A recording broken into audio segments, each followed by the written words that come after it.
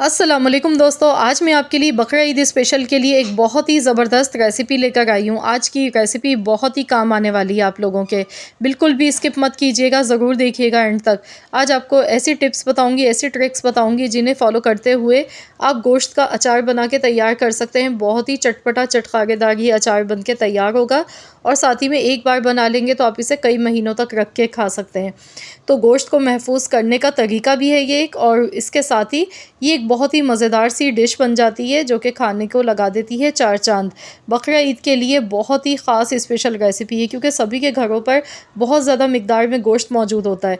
यकीन मानिए बहुत ही चटपटा मज़ेदार सा गोश्त का अचार ही बनता है, आप इसे मज़े ले लेकर खाएँगे। तो चलिए रेसिपी देख लेते हैं।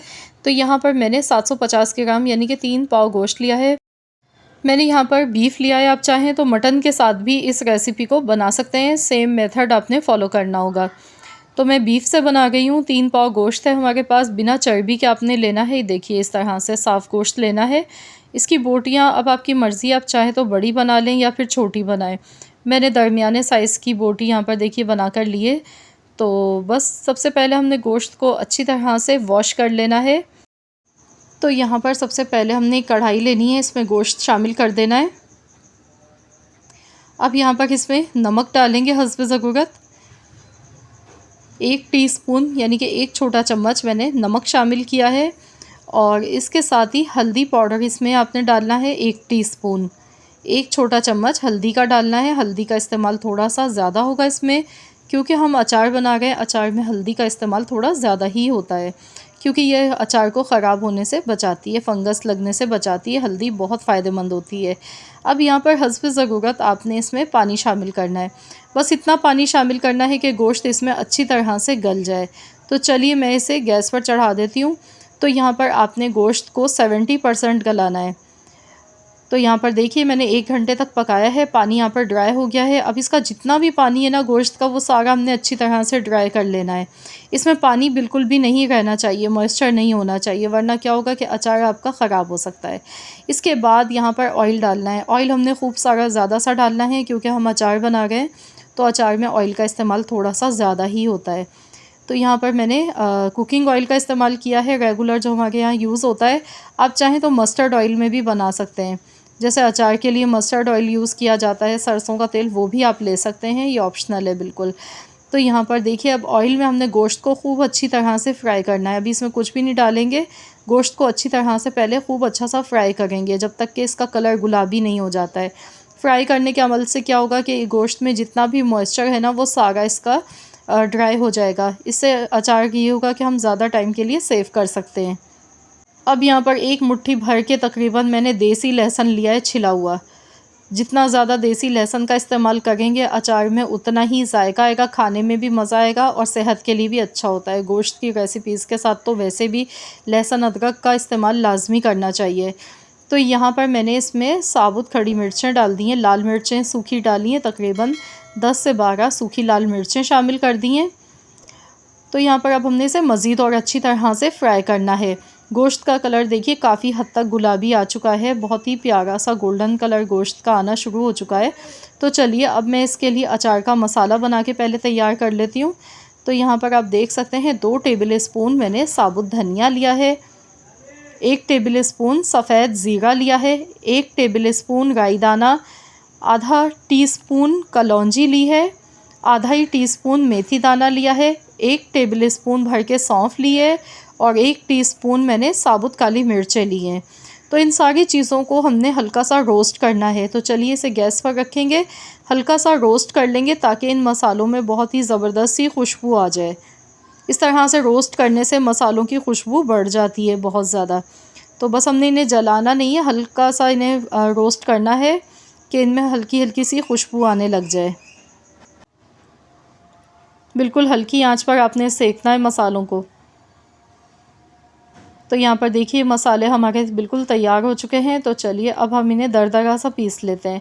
आपने इनका पाउडर नहीं बनाना है, जिस तरह से अचार में थोड़े खड़े मसाले डाले जाते हैं ना, उस तरह का पीसना है। आप चाहें तो हाथ से भी इन मसालों को पीस सकते हैं। तो यहाँ पर देखिए मैंने मिक्सी के जार में पीसा है। इस तरह से देखिए खड़ा मसाला ही, बिल्कुल एकदम बारीक पिसा हुआ मसाला नहीं है। तो अब हमने यहाँ पर ये मसाले शामिल करने हैं इसमें। मसाले डालने के बाद बहुत ज़्यादा नहीं पकाएंगे हम इसे, क्योंकि मसाले तो ऑलरेडी पक चुके हैं। नमक हस्ब ज़रूरत मैंने शामिल किया, और साथ ही में मैंने यहाँ पर डाली है कश्मीरी लाल मिर्च कलर के लिए 1 टेबल स्पून।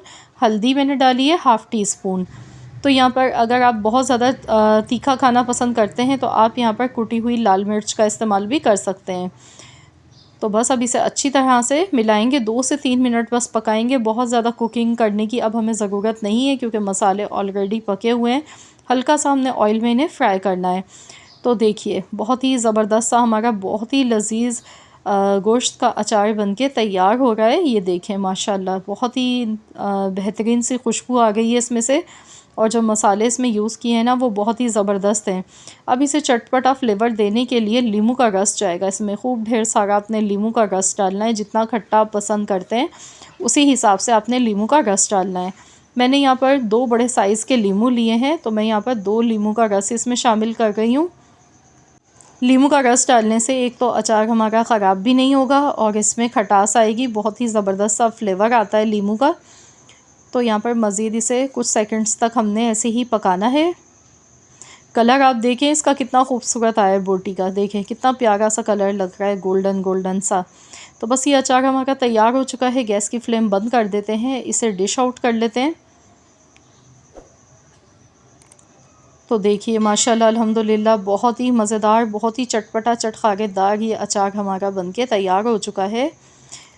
तो गर्मा गर्म अचार तो बहुत ही मज़े का ये लगता है, बहुत ही ज़ायकेदार लगता है। तो इस तरह से आप भी ये अचार बनाएं, आप इससे खाना खाएं, आप इसे नाश्ते में खाएं, बहुत ही मज़ा देगा आपको ये। और यकीन मानिए कि आप इस अचार की रेसिपी को मुद्दतों तक भूल नहीं पाएंगे जब आप भी बनाकर खाएंगे एक बार इस रेसिपी को। बहुत ही लजीज रेसिपी है ये। देखिए आप बोटी देखिए कितनी खूबसूरत लग रही है, एकदम तली हुई। और फिर इसके साथ अचार का जो मसाला है और जिसमें नींबू का रस डाला है, इसमें चटपटा फ्लेवर है, तो यकीन मानिए मुंह में पानी आ जाएगा, रहा नहीं जाएगा खाए बिना। तो ज़रूर आप लोग भी ये रेसिपी ज़रूर ट्राई कीजिएगा। गोश्त को महफूज करने का भी एक तरीका है। कल भी मैंने एक वीडियो अपलोड की थी जिसमें मैंने गोश्त को महफूज करने का तरीका बताया था आपको, और ये दूसरा तरीका है गोश्त को महफूज करने का। इस तरह से आप ये अचार बना के आप इसे फ्रिज के अंदर रखिएगा। फ्रीज़र में नहीं रखना है, फ्रिज में आपने रखना है, तो आप इसे कई महीनों तक खा सकते हैं रखने के बाद, क्योंकि इसमें मॉइस्चर बिल्कुल भी नहीं है और ये ख़राब भी नहीं होगा। बस आपने फ्रिज में इसे रखना है।